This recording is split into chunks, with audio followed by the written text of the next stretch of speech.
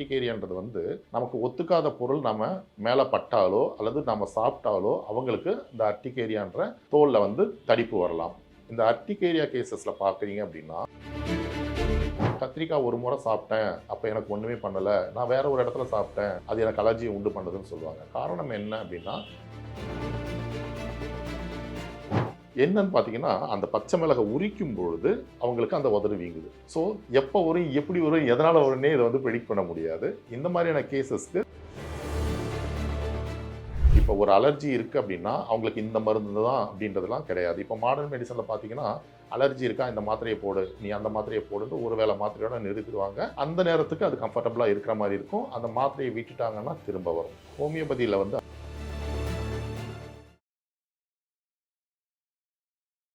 வணக்கம் சார். வணக்கம் ரஜினி. இப்போ குழந்தைங்கள்ல இருந்து பெரியவங்க வரைக்கும் எல்லாருக்குமே இந்த அலர்ஜின்ற ஒரு பிரச்சனை வந்து வந்துட்டு இருக்கு. முதல்ல இந்த அலர்ஜி வர்றதுக்கான ரீசன் என்ன சார்? அலர்ஜி அப்படின்றது வந்து பல காரணங்களால் வரலாம். இப்போ நம்ம காமனாக பார்க்குறது என்ன அப்படின்னா, ஒன்று டஸ்ட் அலர்ஜி, தூசு ஒவ்வாமைன்னு சொல்லுவோம், அல்லது ஸ்கின் அலர்ஜி, அர்டிகேரியான்னு சொல்லுவாங்க, அல்லது ஹைவ்ஸ்ன்னு சொல்லுவாங்க. தேர்ட் வந்து ஃபுட் அலர்ஜி, ஃபுட் பாய்சனிங் சொல்லுவாங்க. இப்போது நம்ம ஒன்று ஒன்றா பார்க்கலாம். இப்போ நம்ம ரோட்டில் போகிறோம், முன்னாடி வண்டி போகுது, அந்த வண்டியிலேருந்து புகை வருது. அது மட்டுமே இல்லாமல் ரோட் சைடில் வந்து மண், மணல் இதெல்லாம் நிறைய குவிஞ்சிருக்கிறதுனால அந்த மண் வந்து நம்ம முகத்தில் படும்பொழுதோ அதை நம்ம சுவாசிக்கும் பொழுதோ நமக்கு வந்து அந்த இடத்துல தும்மலோ, மூக்கடப்போ அல்லது ஒரு விதமான அரிப்போ வந்து வரலாம். இது வந்து டஸ்ட் அலர்ஜின்னு சொல்லுவாங்க. இதிலே போலன் அலர்ஜி அப்படின்னு ஒன்று இருக்குது. அதாவது இந்த மகரந்தம் இருக்கு இல்லையா, அந்த பூ பூக்கிற நேரத்தில் இந்த மகரந்தம் வந்து ஒத்துக்காமல் போகிறதுனால அவங்களுக்கும் இந்த ஸ்னீசிங், ரன்னிங் நோஸ் பிளாக் இந்த மாதிரியான ப்ராப்ளம் வந்து வரலாம். அடுத்து கிளைமேட் அலர்ஜி. ஒரு சிலருக்கு வந்து வெயில் நாளில் தும்மல் மூக்கடப்பு இருக்கும், ஒரு சிலருக்கு மழை நாளில் தும்மல் மூக்கடப்பு இருக்கும். ஸோ இது வந்து கிளைமேட் அலர்ஜியாக இருக்கலாம். ஒரு சிலருக்கு வீட்டில் சமைக்கும் பொழுது, அது வறுக்கும் பொழுதோ, பொரிக்கும் பொழுதோ, வதக்கும் பொழுதோ ஸ்மெல் வருது இல்லையா, ஸ்ட்ராங் ஸ்மெல், அந்த ஸ்மெல் பட்டால் தும்மல், மூக்கடப்பு இந்த மாதிரி வரலாம். மூக்குலேருந்து தண்ணி மாதிரி கொட்டலாம். நிறைய பேர் பார்த்தீங்கன்னா ஃப்ரிட்ஜை திறந்தாலோ அல்லது பச்சை தண்ணியில் கையை வச்சாலோ கூட அவங்களுக்கு இந்த மூக்குலேருந்து தண்ணி ஒழுகி தும்மல் வந்து மூக்கடப்பு வந்து வரக்கூடிய வாய்ப்புகள் வந்து உண்டு. இதில் ஒரு வினோதமான கேஸ் என்ன அப்படின்னு பார்த்தீங்கன்னா, எனக்கு தும்மல் வருது, மூக்கடப்பு வருதுன்னு யாராவது சொன்னாங்கன்னா உடனே பக்கத்தில் உள்ளவங்க தும்ம ஆரம்பிச்சிருவாங்க, அவங்க மூக்கும் அரிக்க ஆரம்பிச்சிடும். இது வந்து சைக்காலஜிக்கல் ரீசனில் இந்த மாதிரி வரலாம். நீங்கள் பார்க்கலாம், கொட்டாவி விடுறாங்க அப்படின்னா வச்சுக்கோங்களேன், பக்கத்தில் உள்ளவங்களுக்கு அந்த கொட்டாவி வரும். அதே மாதிரி ஒருத்தர் தும்மினா அதை பார்த்துட்டு இவங்களுக்கும் தும்மல் வர மாதிரி ஒரு சென்சேஷன் இருக்கும். இது வந்து சைக்காலஜிக்கல் ரீசன். ஸோ இது வந்து டஸ்ட் அலர்ஜியில் வரும். என்னுடைய எக்ஸ்பீரியன்ஸ் பொறுத்தவரை நீங்கள் பார்க்குறீங்க அப்படின்னா, நிறைய பேர் வீட்டில் ஃபேனும் ஏசியும் ஒன்றா போடுவாங்க. அந்த மாதிரி ஃபேனும் ஏசியும் ஒன்றா போடுற வீட்டில் நிறைய பேருக்கு அந்த தும்மல் மூக்கடப்பு பிரச்சனை வருது அப்படின்றது வந்து என்னுடைய எக்ஸ்பீரியன்ஸில் நான் பார்த்தது. ஸோ நான் அதனால் பேஷண்ட்டாக சொல்கிறது என்னென்னா, ஃபேன் ஏசி ரெண்டும் ஒன்றா யூஸ் பண்ணாதீங்க, ஏதாவது ஒன்று யூஸ் பண்ணுங்கள். ஃபேன் யூஸ் பண்ணுறீங்கன்னா கதவு திறந்திருக்கிற மாதிரி பார்த்துக்கோங்க அப்படின்னு சொல்லுவேன். இது வந்து டஸ்ட் அலர்ஜின்னு சொல்லக்கூடிய தூசு ஒவ்வாமை.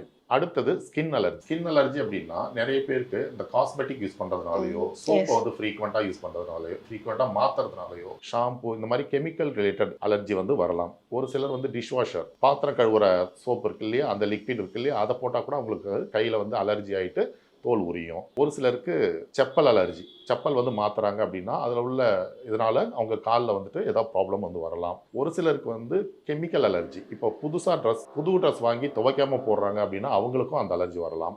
ஒரு சிலருக்கு மெட்டல் அலர்ஜி இருக்கும். ஒரு சிலர் கோல்டே கூட அலர்ஜியை உண்டு பண்ணக்கூடிய வாய்ப்புகள் வந்து நிறையவே இருக்குது. சில்வர் அலர்ஜி இருக்குது. ஸோ இந்த மாதிரி ஸ்கின் ரிலேட்டட் அலர்ஜி வந்து நிறைய பேருக்கு இருக்குது. அது வந்து காண்டாக்ட் டெர்மடைட்டிஸ் அப்படின்னு சொல்லுவாங்க. அதாவது காண்டாக்ட் டெர்மடைட்டிஸ் அப்படின்னா அவங்களுக்கு ஒத்துக்காத பொருள் அவங்க உடம்புல பட்டால் அரிப்பு, எரிச்சல், தோல் உரியறது வந்து வரலாம். நிறைய பேருக்கு பெர்ஃப்யூம் யூஸ் பண்ணும்போது அந்த அலர்ஜி வந்து வரும். காஸ்மெட்டிக் அலர்ஜி இந்த மாதிரி வரலாம். ஸோ இது வந்து காண்டாக்ட் அலர்ஜி. நம்ம ஏற்கனவே பார்த்த மாதிரி இந்த ஹைவ்ஸ்ன்னு சொல்லக்கூடிய அர்டிகேரியான்றது வந்து நமக்கு ஒத்துக்காத பொருள் நம்ம மேலே பட்டாலோ அல்லது நம்ம சாப்பிட்டாலோ அவங்களுக்கு இந்த அர்டிகேரியான்ற தோலில் வந்து தடிப்பு வரலாம். இந்த அர்டிகேரியா கேசஸில் பார்க்குறீங்க அப்படின்னா மெயினாக எந்த நேரத்தில் வரும், எப்படி வரும் அப்படின்றதே தெரியாது. திடீர்னு உடம்புல எந்த பகுதியில் வேணாலும் செவந்து போய் தடித்து அங்கே வந்து அரிப்பு வந்து பாடியில் வந்து ஒரு ஹாட் சென்சேஷன் இருக்கும், அனல் பறக்கிற மாதிரி ஒரு உணர்வு இருக்கும். அவங்களுக்கு பார்த்தீங்கன்னா உதடு கீழையோ அல்லது மூக்கு பக்கத்துலையோ அல்லது காது மடலோ அல்லது கண் இமையோ திடீர்னு வீங்கி போயிடும். இதில் என்ன ஒரு பியூட்டின்னு பார்த்தீங்கன்னா, எப்போ வரும், எப்படி வரும்ன்றது தெரியாது. ஆனால் வந்தால் ஒரு சிலருக்கு ஒரு 5 நிமிஷம் 10 நிமிஷத்தில் தானாக மறைஞ்சு போயிடும். ஒரு சிலருக்கு 1 நாள் 2 நாள் கூட இருக்கும். ஒரு சிலருக்கு வந்து மருந்துகள் வந்து இமீடியட்டாக தேவைப்படலாம். ஸோ இது வந்து அர்டிகேரியான்னு சொல்லக்கூடிய அலர்ஜி. இதை தாண்டி ஸ்கின் ப்ராப்ளம் இருக்குது. மற்ற skin problem like psoriasis, lichen planus, eczema அப்படின்ற ப்ராப்ளம் இருக்குது.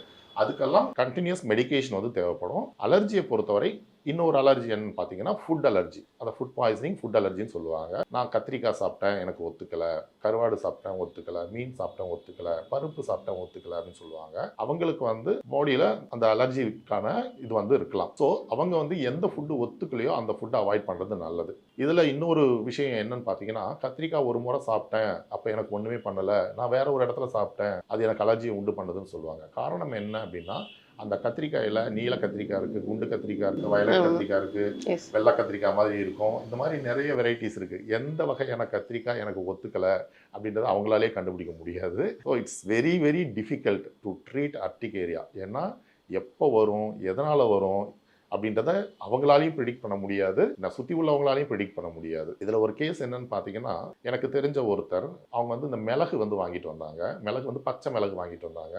அவங்க கிட்டத்தட்ட ஒரு 2 மீட்டர் தள்ளி உட்காந்துருக்காங்க. அந்த பச்சை மிளகை வந்து ஒருத்தவங்க உரிக்கிறாங்க. அவங்க உதடு வந்து வீங்க ஆரம்பிச்சதை பார்த்துக்கிட்டே இருக்கேன் நான்.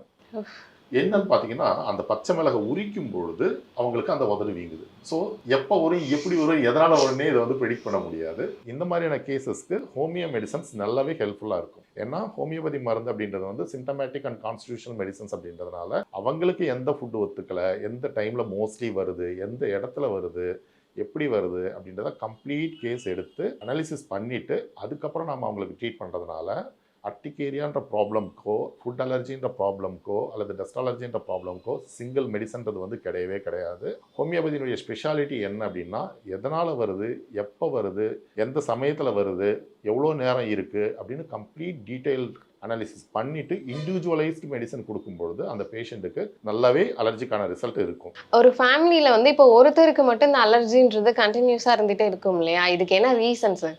இம்யூனிட்டி தான்.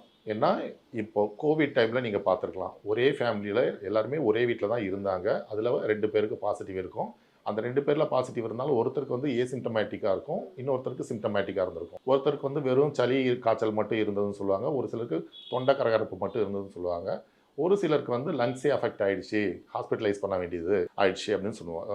சொல்லி நீங்கள் கேள்விப்பட்டிருக்கலாம். காரணம் என்னன்னா, ஒவ்வொருத்தருடைய இம்யூனிட்டியும் மாறுபடுது. ஸோ அவங்களுக்கு இம்யூனிட்டி வந்து நல்லா இருக்குது அப்படின்னா அவங்களுக்கு வந்து ஈஸியாக அந்த அலர்ஜியோ அல்லது இன்ஃபெக்ஷனோ வந்து வரதுக்கான வாய்ப்புகள் வந்து குறைவு.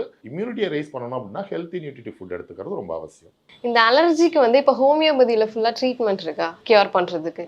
கியூர் அப்படின்ற வேர்ட் வந்து எங்கேயுமே அது யூஸ் பண்ண முடியாது. இருந்தாலும் அந்த சிம்டம்ஸை வந்து நல்லாவே குறைக்க முடியும், அடிக்கடி வர்றதை நமக்கு கட்டுப்படுத்த முடியும். காரணம் என்ன அப்படின்னு பார்த்தீங்கன்னா, ஹோமியோபதின்றது வந்து இண்டிவிஜுவல் பேஸ்ட் மெடிசன்ஸ். இப்போ ஒரு அலர்ஜி இருக்குது அப்படின்னா அவங்களுக்கு இந்த மருந்து தான் அப்படின்றதுலாம் கிடையாது. இப்போ மாடர்ன் மெடிசனில் பார்த்தீங்கன்னா, அலர்ஜி இருக்கா, இந்த மாத்திரையை போடு, நீ அந்த மாத்திரையை போடுன்னு ஒரு வேளை மாத்திரையோட நிறுத்திடுவாங்க. அந்த நேரத்துக்கு அது கம்ஃபர்டபுளாக இருக்கிற மாதிரி இருக்கும். அந்த மாத்திரையை விட்டுட்டாங்கன்னா திரும்ப வரும். ஹோமியோபதியில் வந்து அப்படி கிடையாது. நான் ஏற்கனவே சொன்ன மாதிரி அந்த கம்ப்ளீட் கேஸ் ஹிஸ்ட்ரி எடுத்து அவங்களுக்கு எந்த மாத்திரை தேவைப்படுது, எந்த மாத்திரை முதல்ல கொடுக்கணும், எந்த மாத்திரை 2வது கொடுக்கணும், எந்த மாத்திரை முடிக்கிறதுக்கு கொடுக்கணும் அப்படின்றதுக்கு நாம் கிளாஸிஃபை பண்ணி அவங்களுக்கு இண்டிவிஜுவலைஸ்டு ட்ரீட்மெண்ட் கொடுக்கும்பொழுது அலர்ஜியை நல்லாவே கட்டுப்படுத்த முடியும். மீண்டும் மீண்டும் அலர்ஜி வராமல் தடுக்கிறது பேஷண்ட்டு கையில் தான் இருக்குது. காரணம் என்னென்னா, ட்ரிகரிங் ஃபேக்டர் அப்படின்னு சொல்லுவோம். ஒரு பொருள் அவங்களுடைய பிரச்சனையை தூண்டுது அப்படின்னா அந்த பொருளை அவங்க வந்து அடிக்கடி யூஸ் பண்ணாமல் இருக்கணும். அக்கேஷ்னலாக யூஸ் பண்ணுறாங்க அப்படின்னா இந்த மாதிரியான அலர்ஜி வர்றது இயல்பானது. ஹோமியோபதி ட்ரீட்மெண்ட்க்கு அப்புறம் அந்த மாதிரி அலர்ஜி வந்தாலும் வித்தவுட் மெடிக்கேஷன் 1 or 2 டேஸில் அல்லது 1 or 2 ஹவர்ஸில் வந்து குறையக்கூடிய வாய்ப்புகள் வந்து உண்டு. தொடர்ந்து மருந்து எடுக்கணுன்ற அவசியம் இல்லை. பட் இனிஷியல் கோர்ஸ்க்கு வந்து அவங்க தொடர்ந்து மருந்து எடுக்க வேண்டி வரும். என்ன மாதிரியான food habits and life style வந்து சேஞ்ச் பண்ணால் இவங்க நல்லா இருக்கும்னு நினைக்கிறேன்? ஹெல்த்தி நியூட்ரிட்டிவ் ஃபுட், பச்சை காய்கறிகள், கீரைகள், பழங்கள், நட்ஸு இது எல்லாமே எடுத்துக்கலாம். ஏதாவது ஒரு பர்டிகுலர் ஃபுட்டோ நட்ஸோ அல்லது கீரையோ அவங்களுக்கு ஒத்துக்கலை அப்படின்னா அதை மட்டும் அவங்க அவாய்ட் பண்ணினா போகிறோம். ரெகுலர் எக்ஸசைஸ், ரெகுலர் வாக்கிங், முக்கியமாக நம்ம மக்கள் மறந்து போகிற விஷயம் என்ன அப்படின்னா வாட்டர் இன்டேக். தண்ணி குடிங்க அப்படின்னு சொன்னால் எனக்கு தண்ணி தாகமே எடுக்கலை அப்படின்னு சொல்லுவாங்க. டீஹைட்ரேஷன் ஆச்சு அப்படின்னா நம்ம உடம்புல எல்லா நோயும் வரும் அப்படின்றத நம்ம சரியாக புரிஞ்சுக்கணும். ஒரு நாளைக்கு 2 to 3 liters of water intake வந்து ரொம்ப மஸ்ட்டு. அதனால் தண்ணி வந்து நிறையா குடிக்கணும். அடுத்தது பவல் மூமெண்ட்ஸ். இப்போது நிறைய பேர் பார்க்கலாம், மோஷன் வரும், ஆனால் இவங்க முன்னாடி நான் போகணுமா, அங்கே போகணுமா, இங்கே போகணுமான்ட்டு அடக்கிட்டு அப்படியே உட்காந்துருப்பாங்க. அந்த மாதிரி அவங்க மோஷன் வரும்பொழுது போகாமல் இருந்தாலோ, யூரின் வரும்பொழுது போகாமல் இருந்தாலோ பாடியில் வந்து டாக்ஸின்ஸ் வந்து அதிகமாகக்கூடிய வாய்ப்புகள் வந்து உண்டு. ஸோ ஒரு நாளைக்கு நம்ம இந்தியன் ஃபுட் ஹேபிட்க்கு அட்லீஸ்ட் 1 டைமாவது மோஷன் போகிறது நல்லது. அதே மாதிரி யூரின் வந்து ஹோல்ட் பண்ணி வைக்கக்கூடாது. முக்கியமாக பெண்கள் வந்து பார்த்தீங்க அப்படின்னா யூரினை ஹோல்ட் பண்ணி வைக்கிறதுனால நிறைய ப்ராப்ளம் வந்து ஃபேஸ் பண்ணுறாங்க. அந்த மாதிரி யூரினை வந்து ஹோல்ட் பண்ணி வைக்கக்கூடாது. ஸோ தண்ணி நிறையா குடிக்கணும், ரெகுலர் வாக்கிங், ரெகுலர் எக்ஸசைஸ், இதெல்லாம் நீங்கள் கரெக்டாக ஃபாலோ பண்ணாலே உங்களுக்கு இம்யூனிட்டி வந்து நல்லாவே இருக்கும். இம்யூனிட்டி நல்லா இருந்ததுன்னா மற்ற ப்ராப்ளம் எதுவுமே வர வாய்ப்புகள் வந்து கம்மியாயிடும். நிறைய விஷயங்கள் எங்க கூட ஷேர் பண்ணதுக்கு ரொம்ப நன்றி. நன்றி.